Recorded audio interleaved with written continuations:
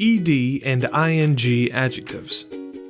Did you know that the suffixes ed and ing work as more than just the conjugation of a verb? In English, there are different types of adjectives.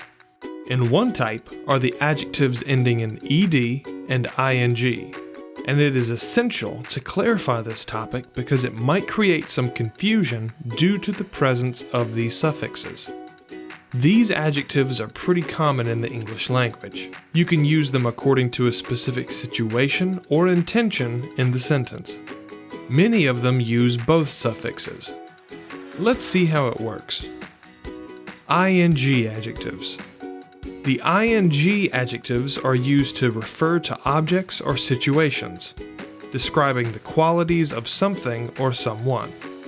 For example, what a terrifying movie. This is the most relaxing plan.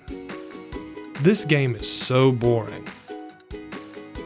ed adjectives. The ed adjectives describe feelings. For example, I felt embarrassed after I fell on the floor. They were so bored watching the show.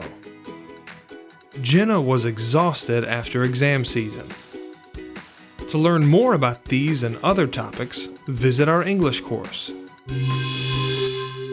GCF Aprende Libre, creando oportunidades para una vida mejor.